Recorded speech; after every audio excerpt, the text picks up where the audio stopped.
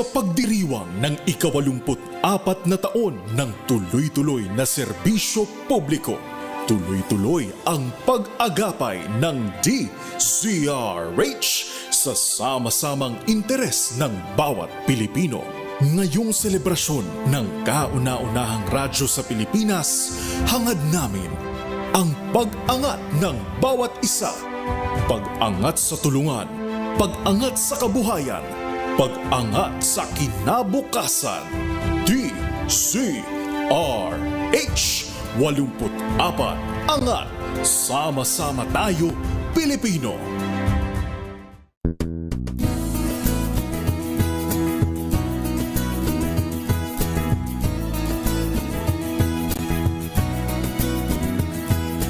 May kabuluhan ang bawat umaga. Sa pagsisikap mo, may kaagapay ka. Tama ang pulso ng pusong Pilipino. Katangi-tanging radyong maaasahan mo. Tatak ng serbisyong Pilipino, ang kauna-unahang radyo. DZRH, subok na sa balita. DZRH, haligi ng katotohanan. DZRH, ang makabagong bayanihan. Serbisyong tapat sa iyo. DZRH, subok na sa balita. Haligi ng katotohanan. Magkabagong bayanihan. Serbisyong tapat sa iyo. DZRH. Miyembro ng KBP, kapisanan ng mga broadcaster ng Pilipinas.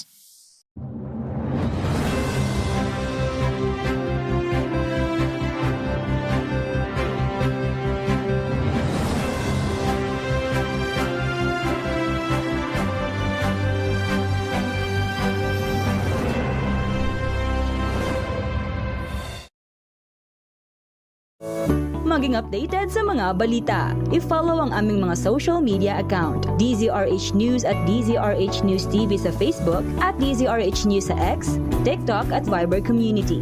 DZRH Drama at DZRH News Television sa YouTube at www.dzrh.com.ph.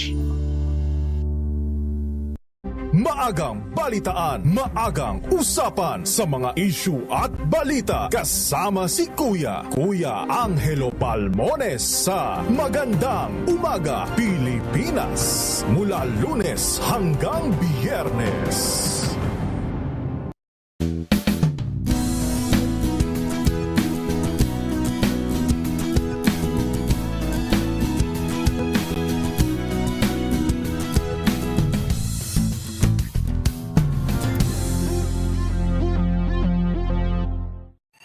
Mga balitang gigising sa inyong umaga. Mga balitang kailangan mong malaman. Mapapakinggan sa ACS Balita sa 2x2.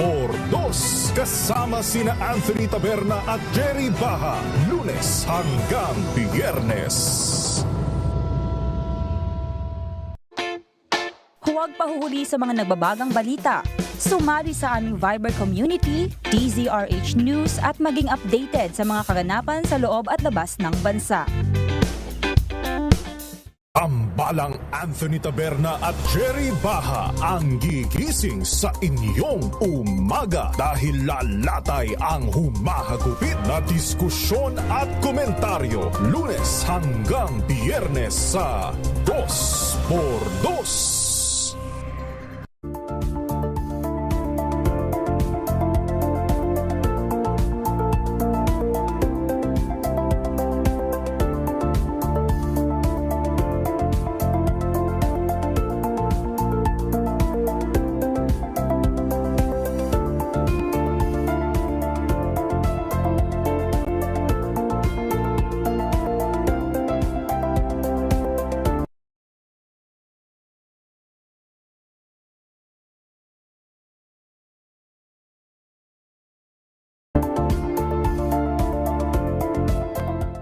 Alamin ang mga maiinit na isyung pambayan, mga balitang kailangan mong malaman, usapin sa pamahalaan, politika, ekonomiya at kabuhayan. Ito ang mga dapat mong malaman, pakialaman at pag-uusapan dahil kayo ang tinig ng mamamayan dito sa Damdaming Bayan.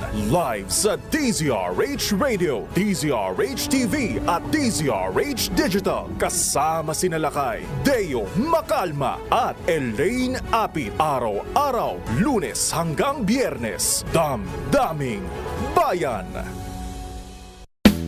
Kita sa mundo ng politika, palakasan, showbiz at iba pa sa Pilipinas at ibang bansa. Iyon ang makukuha sa RH Rapido Hataw Balita. Mga pinakahuling panayam sa likod at gumawa ng mga balita. RH Rapido Hataw Balita.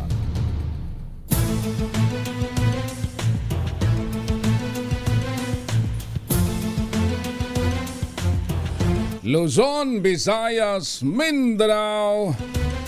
Narito ang ulo ng ating mga balita. Malacanang pag-aaralan ng posibleng pagbabalik ng Pilipinas bilang miyembro ng ICC. Isang Pinoy kasama sa 14 na bihag na pinalaya ng grupong Hamas. 17 Pilipinong hostage na mga rebelde sa Yemen na natiling ligtas ayon sa DFA.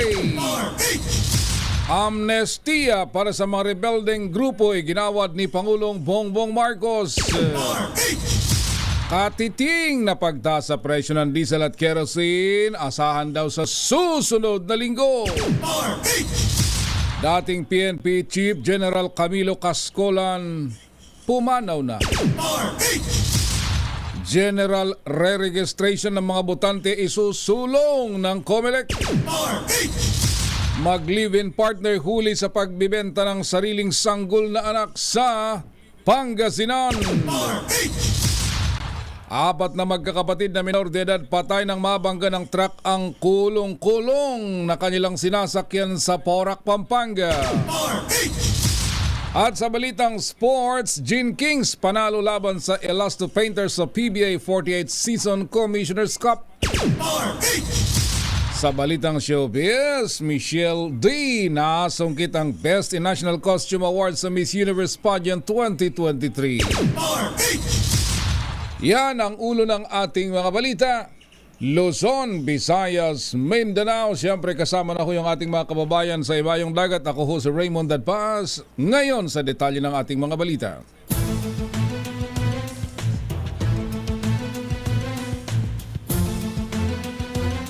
Pag-aralan ng Pilipinas ang posibilidad na bumalik ang bansa bilang miyembro ng International Criminal Court o ICC. Ito ang reaksyon ni Pangulong Bongbong Marcos sa 3 resolution sa Kongreso na humihiling na payagan ng gobyerno ang ICC na malayang imbestiga ng war on drugs ng nakalipas na administrasyon.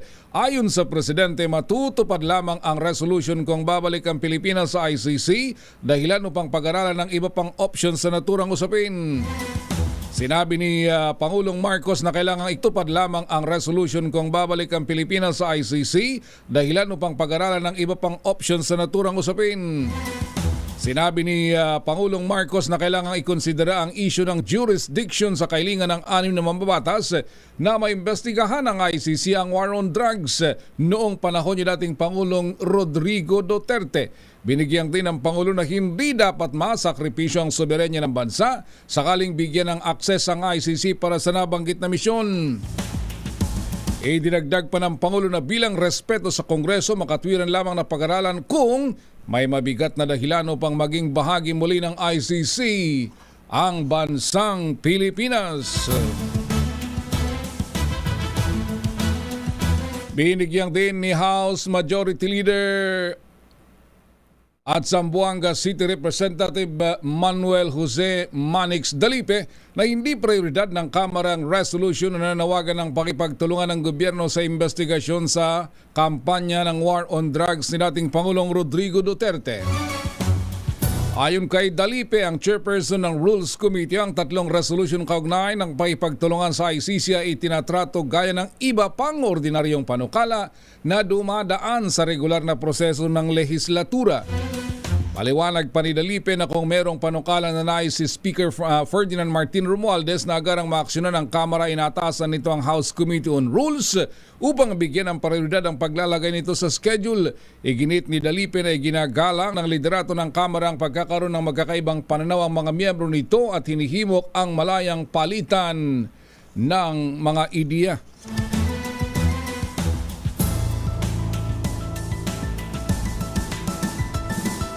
Labing-apat na bihag kabilang ang isang Pinoy ang pinalaya ng Hamas. Ito ang kinumpirma ni Majed Al-Ansari, Foreign Ministry spokesman ng Qatar. Ayon sa opisyal, ang mga na-release na hostage ay na-turn over sa mga kinatawan ng Red Cross palabas ng Gaza.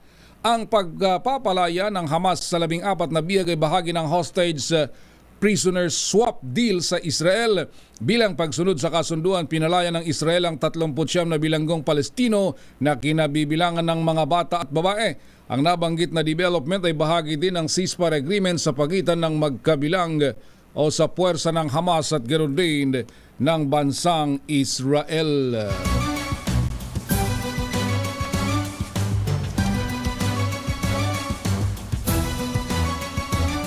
Labing-apat na minuto na ho makalipas ang alas 4. Nasa ligtas na kalagayan ng 17 marinong Pinoy na binihag ng mga rebelding Houthi habang naglalayag ang kanilang barko sa Red Sea. Iniulat sa DZRH ni DFA Undersecretary Eduardo De Vega na maayos ang trato ng mga rebelding Yemeni sa mga Filipinong marino, kung saan isa sa mga ito ang nakatawag pa sa kanyang pamilya. Tiwala ang DFA na makakauwi ng ligtas ang mga Pinoy seaman dahil ginagawa na ng gobyerno ang mga kinaukulang hakbang para sa kanilang kaligtasan. Ayon sa DFA, pinapahalagaan ng gobyerno ang kaligtasan ng mga Pinoy seafarers. Meron kaming kumpiyansa kahit paano na mapapalaya na rin natin nila yung ating mga kababayan. Sigurado yan. I would say, bago mag-Christmas, sigurado na uwi na mga Pero yan. meron, Bago mag-Disyembre. Yusek, meron pong proof of life. Yung mga bihag ng mga Pinoy. Meron so far kasi videos and all that, no? Saka alright, yung isa nakatawag pa sa pamilya. Pero remember, Mm. day by day, something else. Yan ang, Yes. siyempre, nakakabahala na nandun sila. Kaya pagdasalan din natin sila. Si Yusek Eduardo De Vega ng DFA.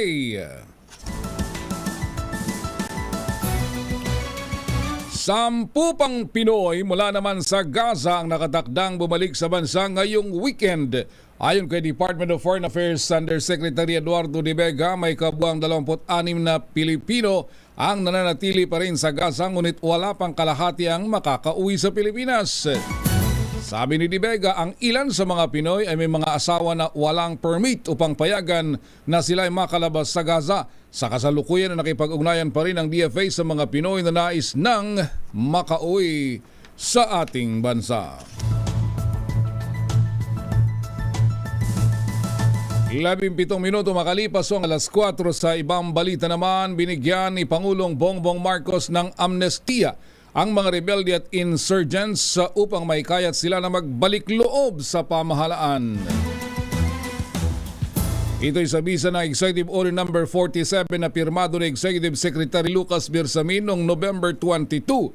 Pero hindi sakop ng direktiba ang mga rebelde na nakagawa ng krimen tulad ng rape, massacre, kidnap for ransom at terorismo. Kasama sa mga binigyan ng amnestia ang mga miyembro ng CPP-NPA-NDF, Revolusyonaryong Partido na Manggagawa ng Pilipinas, Revolutionary Proletarian Army Alex Bungkayo Brigade, Moro Islamic Liberation Front at Moro National Liberation Front. Ayon sa kautusan ng Pangulo, wala na ring dapat baguhin sa mandato ng National Amnesty Commission na binuo ni Pangulong Duterte para iayon sa bagong proseso ng aplikasyon ng amnestia. Nakapaloob din sa kautusan ang pagbuo ng National Amnesty Commission. Ang komisyon ay bubuuin sa ilalim ng EO number 125 kung saan ipagpapatuloy nito ang function at i-dissolve kapag nakompleto ng kanilang mandato depende sa desisyon ng Pangulo.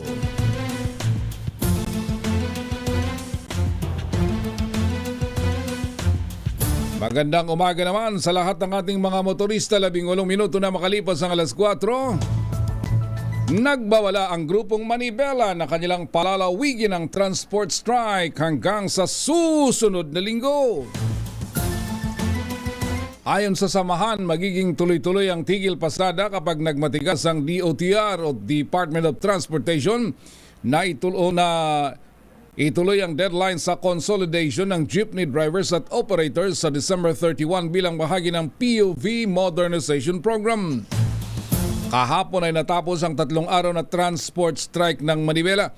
Gayunpaman nagbanta ang grupo na handa nilang i-extend ang nabanggit na pagkilos sakaling hindi pakinggan ng gobyerno ang karaingan laban sa POV modernization. Sabi ng Manibela na sa 150,000 mga drivers at operators ng jeep nationwide ang nagpaabot ng kahanda na lumahok sa nabanggit na hakbang.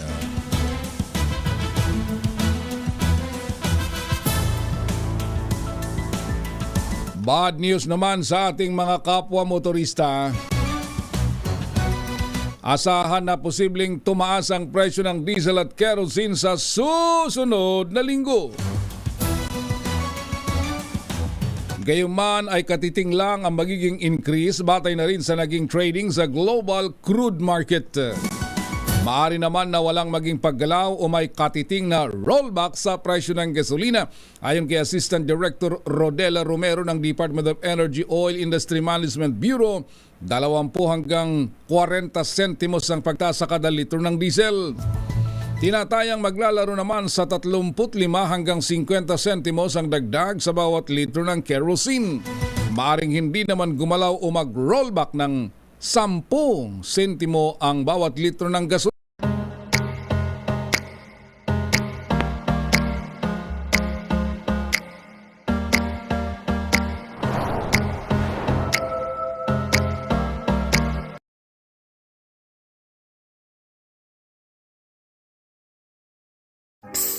You're not bothering anyone you know. Despite what you may think, you are not causing a fuss when you go and get professional help for your mental health. And I know you may have friends and family who you can confide in, and that's wonderful, but it's sometimes just not the same as having a trained professional to help you. Just go, check out BetterHelp. No one needs to know. It's super discreet because it's all online. And there's an expansive network of registered and fully trained therapists who you can access. And even a questionnaire where you can clarify the specialities and the qualities that you're after so you can find your perfect match and still find that same genuine connection that you're after. Just go do it right now because you deserve it.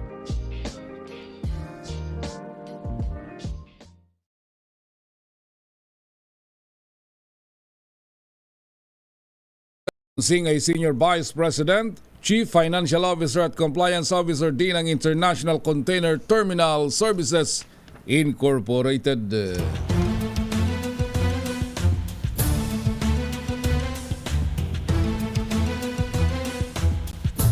Sa mga miyembro ho ng PMA Class 1986. Pumanaw na ang dating Chief ng Philippine National Police at Undersecretary ng Department of Health na si Retired General Camilo Pancrasius Cascolan. Inanunsyo ng kanyang anak sa isang Facebook post ang malungkot na balitang binawian na ng buhay ang kanyang ama kahapon. Nagsilbi ang ama ng 42 taon sa gobyerno. Pumanaw si Cascolan sa edad na 59.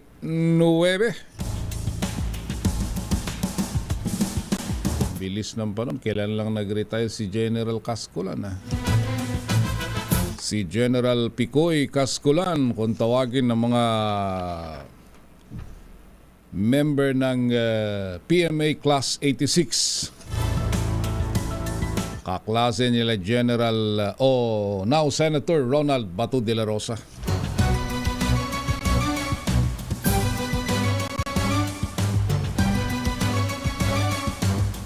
Ang atin hong pakikiramay sa pamilya ni General Camilo Cascolan. Pinasinayaan ni Pangulong Bongbong Marcos ang kauna-unang cancer hospital sa bansa. Ayon kay Pangulong Marcos, malaking tulong sa mga may sakit na cancer ang pagbubukas ng Healthway Cancer Care Hospital sa Taguig City. Sabi ng Pangulo na malaki ang potensyal na maging kilalang healthcare destination ng Pilipinas sa Asia. Hinimok ng punong ekutibo ang publiko na regular na magpa-check up sa bagong pasilidad sa pamamagitan ng pagpunta sa mga community health centers.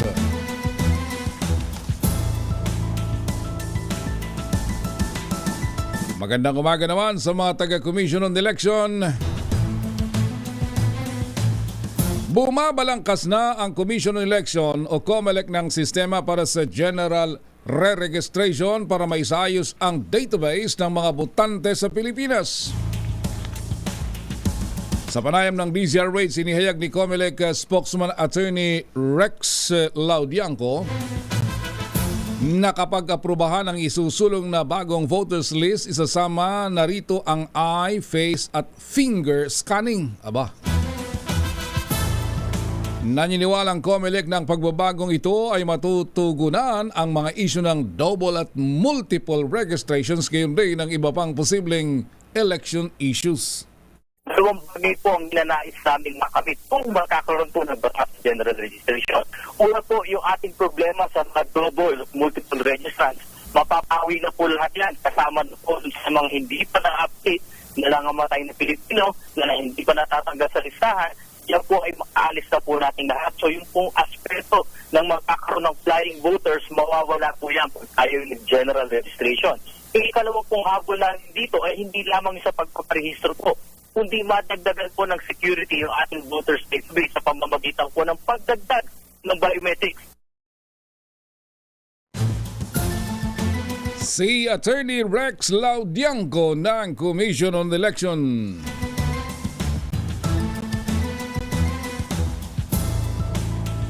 Nakikipag-ugnayan naman na ang Department of Health sa Chinese health authorities para humingi ng makaragdagang impormasyon sa paglobo ng respiratory illness sa mga bata sa Beijing, China. Base sa ulat na ipaglaban ng China sa pagsipa ng kaso ng respiratory illness sa pagpasok ng unang full winter season simula ng alisin ng restrictions sa COVID-19 noong December, nakaramihan sa mga dinapuan ng sakit ay mga bata na mula sa Beijing at Liaoning Province.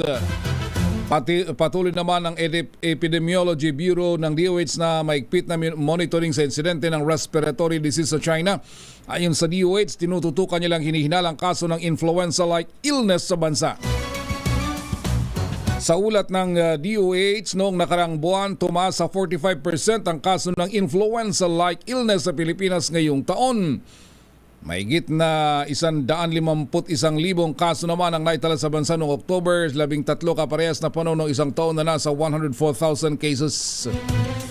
Lalo na ho ngayon na nagbabago na ang klima, marami ho ang sinisipon at nilalagnat. Camp Defense Training kontra terrorist attack. Ha? Ano yan? May terorista? Saan yan? Edwin Duque sa detalye ng balitang yan, Edwin. Kuya Raymond, tuloy-tuloy ang sasagawang defense at training ng mga miyembro ng Northern Police District. Ito ay may kaugnayan pa rin sa tamang pagdepensa kung sakali mang umatake o may umataking mga terorista at upang malabanan ang mga kriminalidad. Sa panguna ni NPD Director General Rosalito Gapas, isinagawa nito sa Northern Police District Headquarters kung saan ay isa-isang isinalang sa pagsasanay ang bawat miyembro ng kapulisan sa buong Caloocan, Malabon, Butas at Valenzuela at nakakabit dito yung body worn camera sa katawan upang rektang nakikita sila sa aktual nilang ginagawa. Ayon sa opisyal, dapat niyang isagawa ito minsan sa isang taon upang masubukan ang kahandaan ng bawat pulis pagdating sa Camp Defense Plan kung sakali mang may pag-atake ang kalaban ng batas. Ipinamalas naman ng Kamanaba PNP ang kanilang husay at kahandaan na nagsimula pa kahapon kung paano nila idepensa ang kanilang kampo at ang bansa laban sa mga kaaway. Wala pa rin sa kauna sa Pilipinas, di sa rin sa Osares 23, Edwin Duque, tuloy-tuloy sa pagbabalita, tuloy-tuloy sa serbisyo, sama-sama tayo, Pilipino.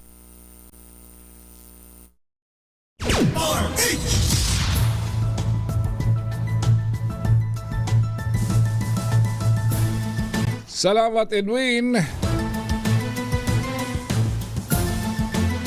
Triple naman ang itinaas ng kaso ng chikungunya sa Pilipinas sa nakalipas na 10 buwan. Ayon sa Department of Health, umakyat sa 384% ang kaso ng chikungunya na umaabot ngayon sa 2,691 ang naitala mula January 1 hanggang nitong October 28. Mas mataas ito kung ikukumpara sa 50 o 552 kaso noong nakalipas na taon sa kaparehong panahon. Sa tala ng ahensya, ang pinakamaraming kaso ay naitala sa Cordillera Administrative Region na mayroong 1,109 na kaso, sunod sa Ilocos na may 448 at ang Cagayan Valley na 388. Gayunman, nabatid mula sa Epidemiology Bureau na kahit tumataas ang kaso nito ay walang naitalang nasawi sa chikungunya sa nakalipas na 2 taon.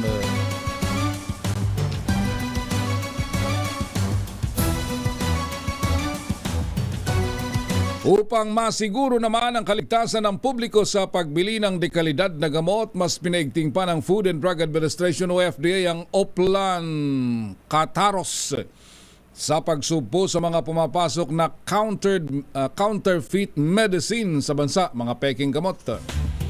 Ayon kay FDA Director General Dr. Samuel Zacate, nakikipagtulungan na sila sa iba pang mga national government agencies para sa kampanya kontra sa mga peking gamot.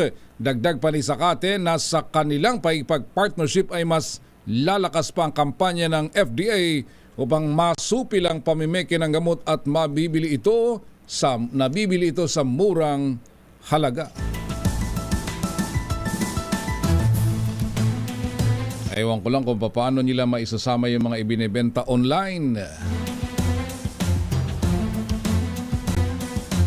Pinakamabuti pa rin bumili sa mga kilalang mga butika.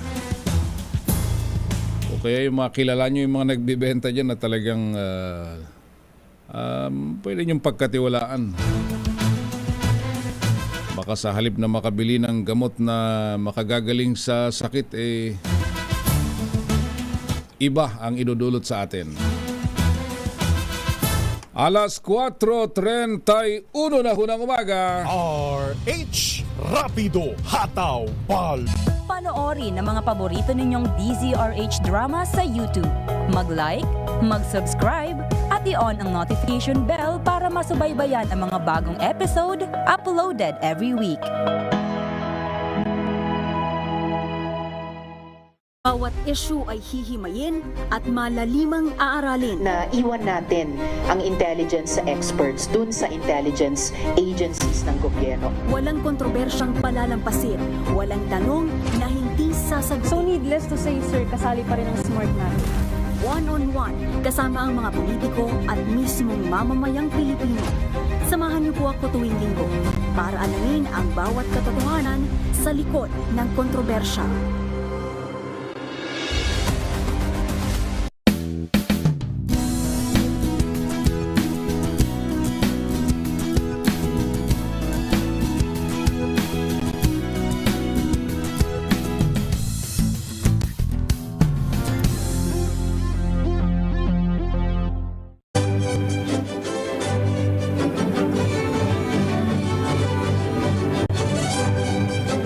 Ako po si Lisa Macuja Elizalde na nag-aanyaya sa inyong samahan kaming muli sa pagbabalik ng Art to Art alas 3:30 ng hapon dito sa DZRH Radio at DZRH News Television.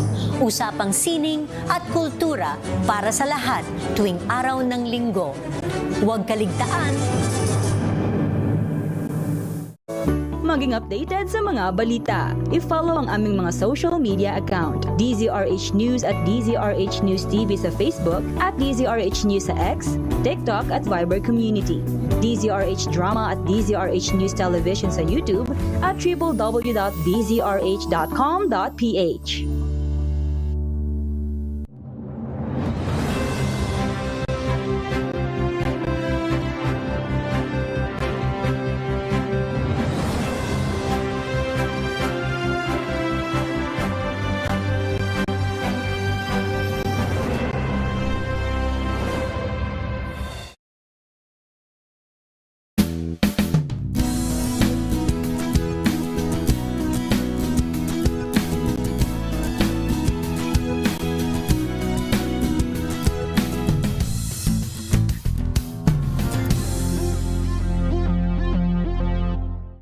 Maagang balitaan, maagang usapan sa mga issue at balita. Kasama si Kuya Angelo Palmones sa Magandang Umaga Pilipinas. Mula Lunes hanggang Biyernes. Huwag pahuhuli sa mga nagbabagang balita. Sumali sa aming Viber Community, DZRH News at maging updated sa mga kaganapan sa loob at labas ng bansa. Mga balitang gigising sa inyong umaga. Mga balitang kailangan mong malaman. Mapapakinggan sa ACS Balita sa 2x2. Kasama sina Anthony Taberna at Jerry Baha. Lunes hanggang Biyernes.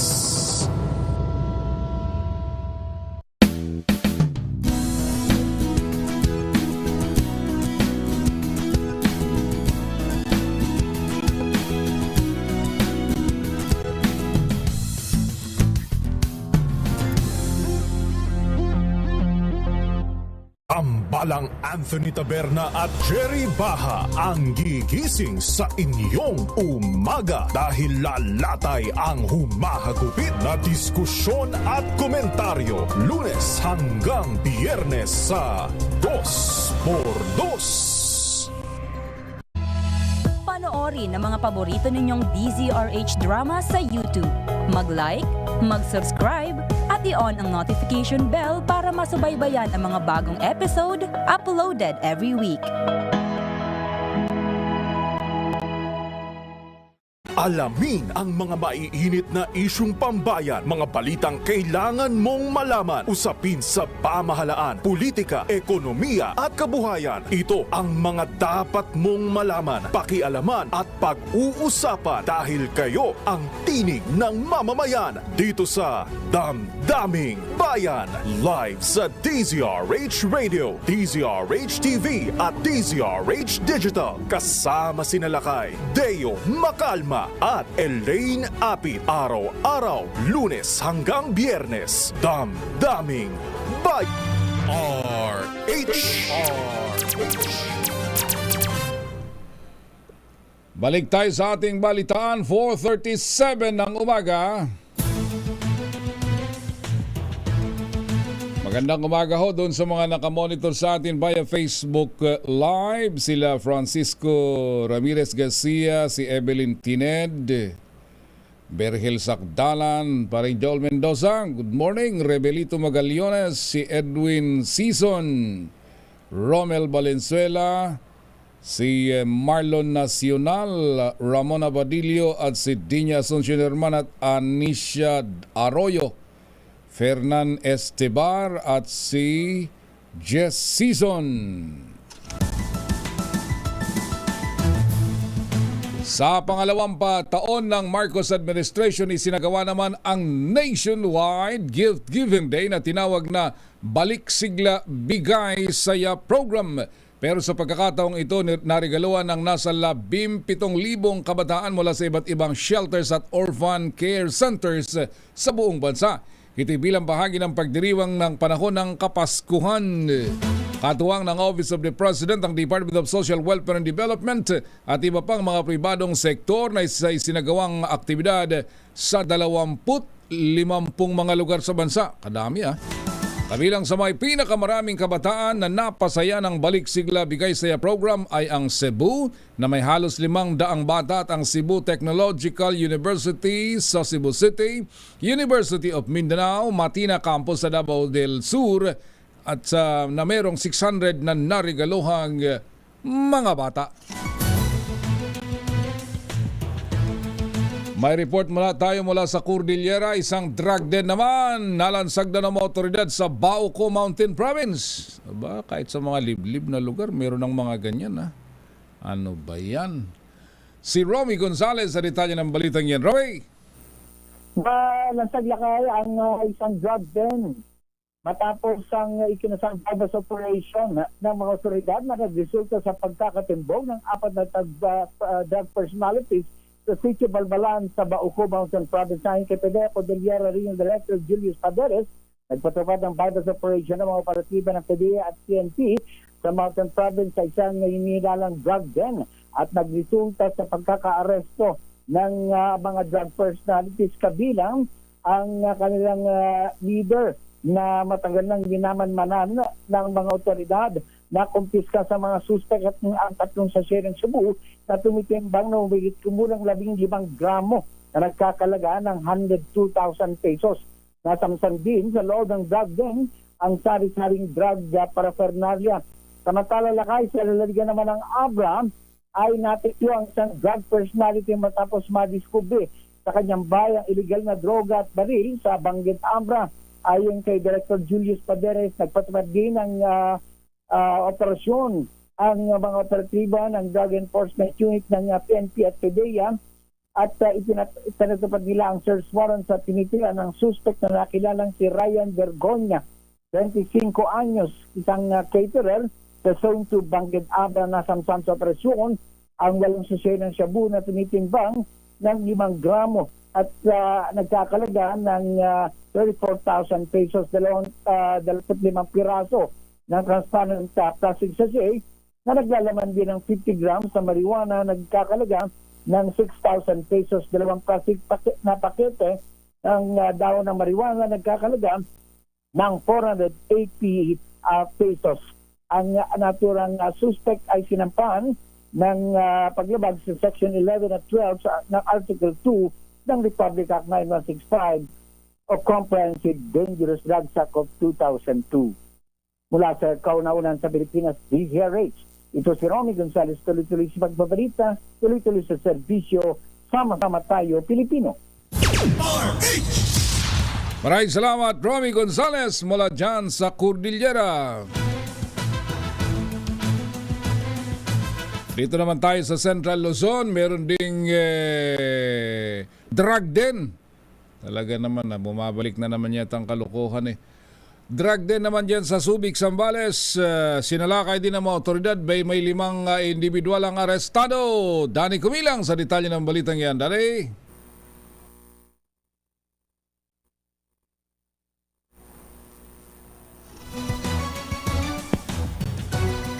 Sa iba pang balita, dito naman tayo sa Catanduanes. Si Vice President Sara Duterte abay pinangunahan daw ang pagbubukas ng Last Mile School Building sa Gigmoto, Catanduanes. Si Ray Buton Jr. mula sa radyo natin, Birak. Ray? Pinangunahan ni Vice President Sara Duterte Carpio ang inauguration at turnover ceremony ng Last Mile School Building sa Dororian National High School sa Barangay Dororian sa bayan ng Higmoto sa probinsya ng Catanduanes. Kasama rin ito si Senator Amy Marcos na mismong pinuntahan ang nasabing eskwelahan. Ang Last Mile School Building ay may 5 classroom sa mga estudyante na nagkakalaga ng higit 20 milyong piso. Kabilang sa proyekto ang school building, slope protection at pumping station. Ang mga nabinipisyuhan ng Last Mile School Building ay mga lugar na sagad o geographically isolated and disadvantaged areas. Ayon kay Vice President Duterte, ito ay hiwalay na pondo at prioridad ng kagawaran ng edukasyon.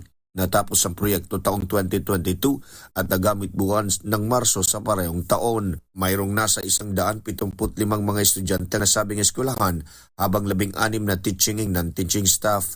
Samantala, 5 eskwelahan na nasa ilalim ng Last Mile School program ngayong taong 2023 sa Catanduanes habang 2 eskwela naman ang bubuksan sa sunod na taon. Sa Rayong Bicol, kabuang 639 na mga eskwelahan ang nasa ilalim ng nasabing programa. Mula sa kauna-unang radyo sa Pilipinas, DZRH, ito si Ray Botan Jr. Tuloy-tuloy sa pagbabalita, tuloy-tuloy sa serbisyo. Sama-sama tayo, Pilipino.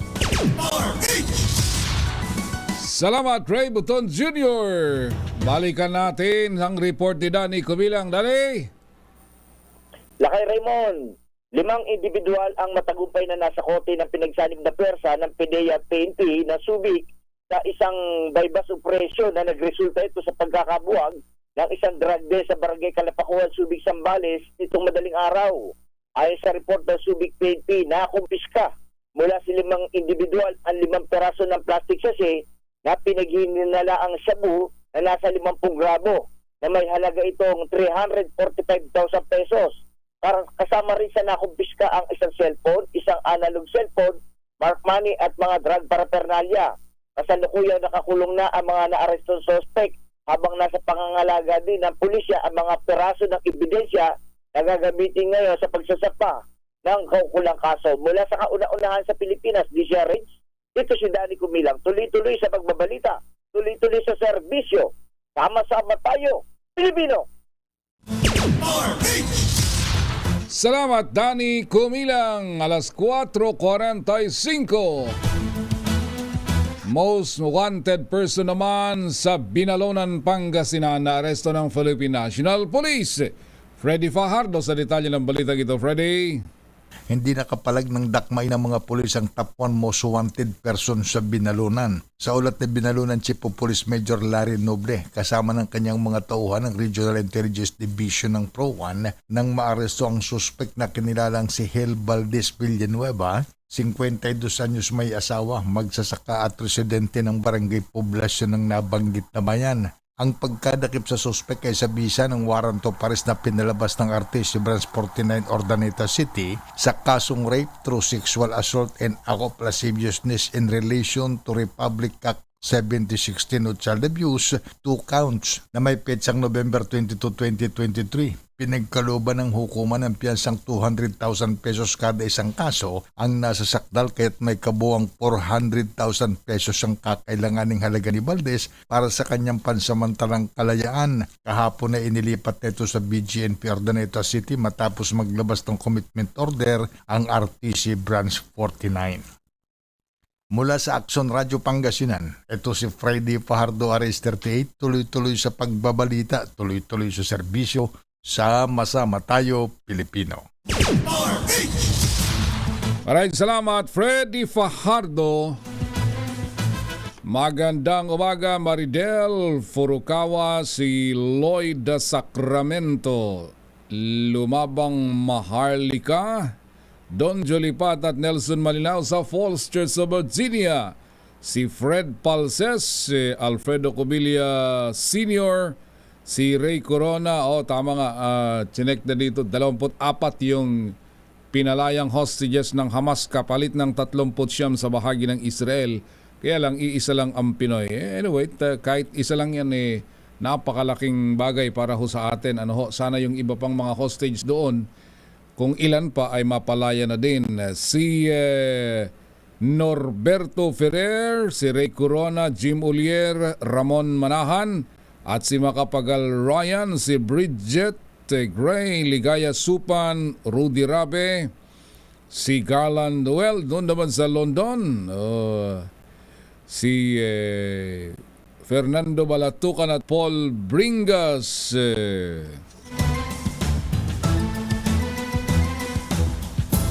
Maaga itong si paring Joel Mendoza. Magandang umaga.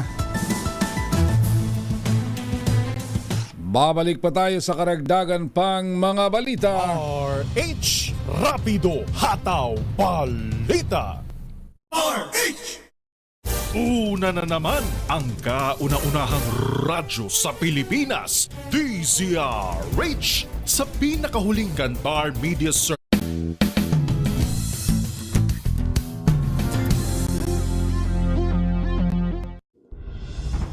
Tuloy-tuloy ang pagtulong, tuloy-tuloy ang pagseserbisyo, at tuloy-tuloy ang balitaan kasama si May Binauhan sa Operation Tulong mula Lunes hanggang Biyernes. Maging updated sa mga balita. I-follow ang aming mga social media account. DZRH News at DZRH News TV sa Facebook, at DZRH News sa X, TikTok at Viber Community. DZRH Drama at DZRH News Television sa YouTube at www.dzrh.com.ph.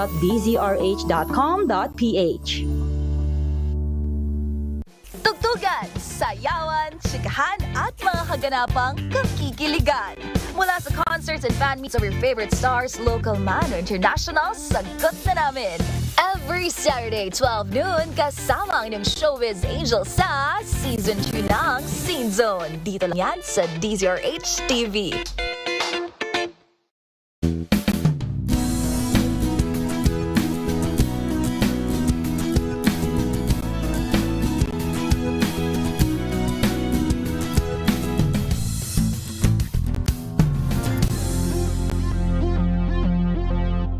Bawat issue ay hihimayin at malalimang aaralin. Na iwan natin ang intelligence experts dun sa intelligence agencies ng gobyerno. Walang kontrobersyang palalampasin, walang tanong na hindi sasagot. So needless to say, sir, kasali pa rin ang smart natin. One-on-one, kasama ang mga politiko at mismong mamamayang Pilipino. Samahan niyo po ako tuwing linggo para alamin ang bawat katotohanan sa likod ng kontrobersya.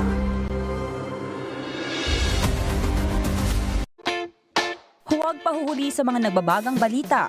Sumali sa aming Viber community, DZRH News, at maging updated sa mga kaganapan sa loob at labas ng bansa.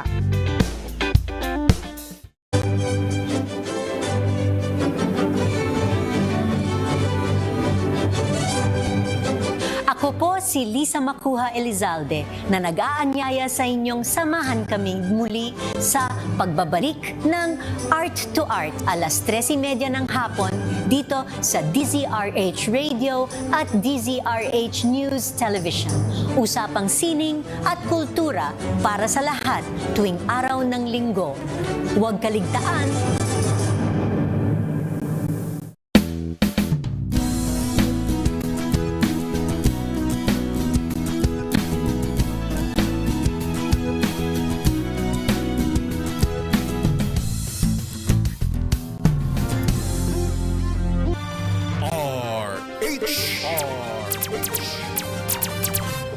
Buenos dias, Zamboanga! Sabi ni Fernando Tandok. Magandang umaga dyan sa Bataan ni Jaime Senior Prado at si Helen Valenzuela, Loli Silverio, si Wilfredo Hibero sa Sultan Kudarat, si Aldi Idorot, Bernil Cianosa, Ramon Abadillo, Ronald Antibo, Rogelio Losura sa Nubaliches at Maria Morena Sobre Peña. Magandang umaga ho sa inyo. Nangunguna ang Pilipinas sa 11 bansa sa Asia na may pinakamataas na shopping scam rate. Tala ng 2023 Asia Scam Report, merong 35.9% na record ang Pilipinas, pinakamataas sa Asia na may tsansang maloko sa mga shopping scam.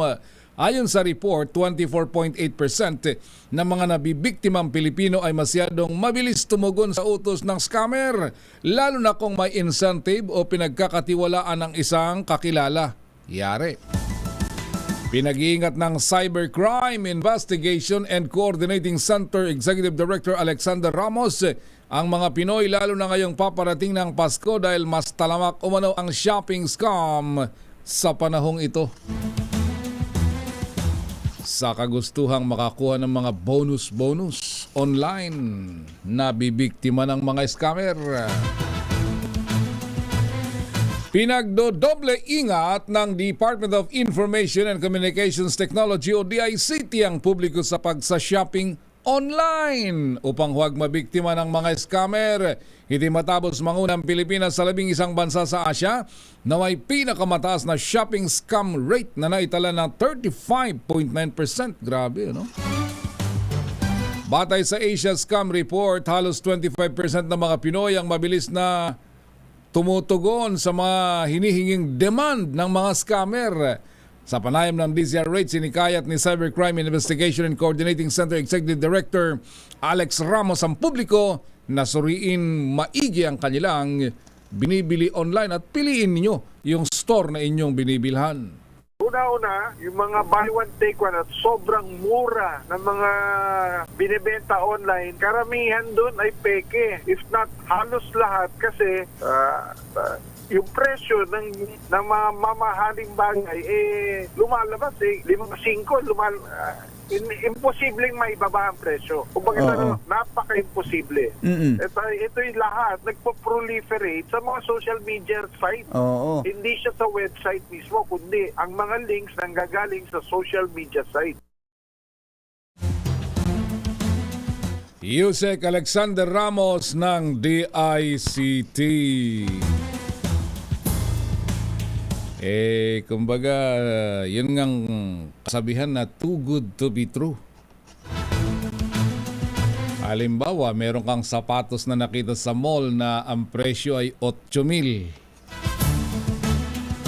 Ibinibenta lang ng 1,000 online. Ay, mag-isip-isip ka na.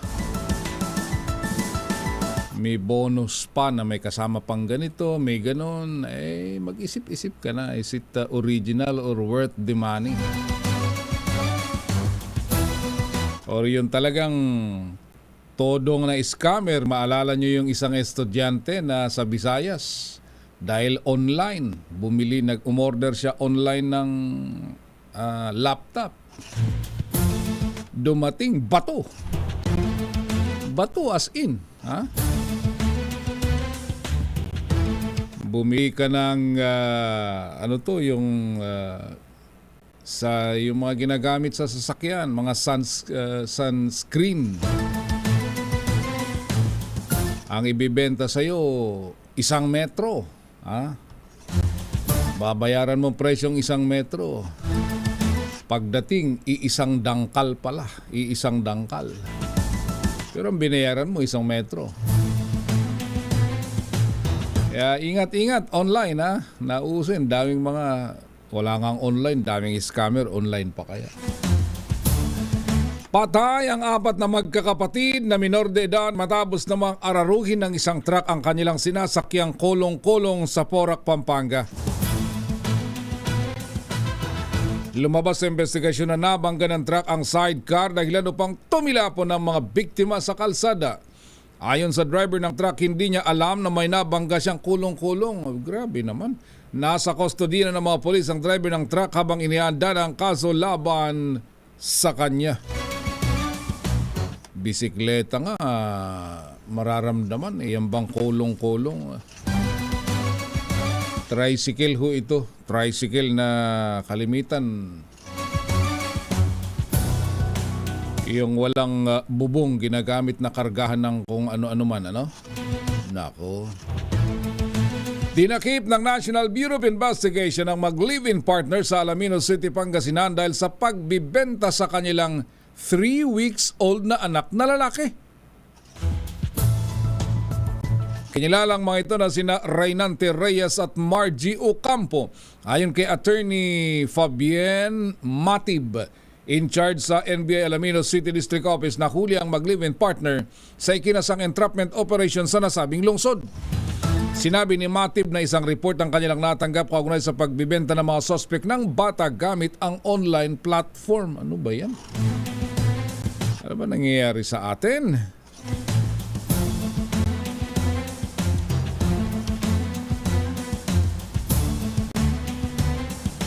Tatlong minuto bago mag-alas 5 na mataan ng isang malaking buwaya sa silong ng isang bahay sa Batara sa Palawan. Nakuhanan ito ng video ng netizen na si Derek Sky na agad in-upload sa kanyang social media. Oo nga, totoong buwaya. Akala ko kung anong buwaya. Batay sa video, tumagal lang ng ilang minuto ang baya doon at saka bumalik sa tubig dakong alas 8 ng gabi. ba yan? Kamag-anak yata ni Lolong.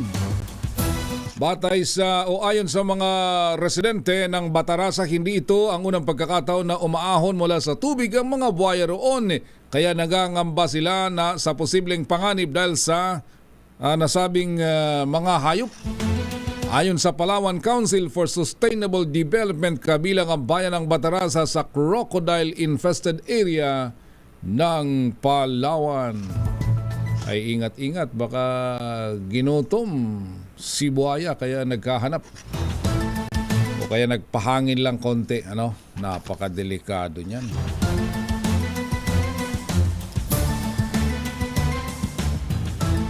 Magandang umaga kay itong si Maria o Alan Francisco. Oy, lakay Tom Desa na imbag nga bigat. Dolores Salazar at si Primo Carnate mula sa Delphine Albano, Isabela. Yan ho ang kabuuan ng ating balitaan ngayong umaga ng Sabado. Last Saturday na pala ng November. Pagbalik natin sa ating palatuntunang ito next week, December na. Ay talaga naman. Uy, long weekend nga pala ngayon. Long weekend. Bakit ho kanyo? Doon sa proclamation ng Malacanang ay November 27 ay isang holiday. Dapat ay Huwebes dapat ginawa ng Lunes para tuloy-tuloy daw. Yung Bonifacio Day, dapat na holiday ay Huwebes, ginawang Monday, kaya tuloy-tuloy.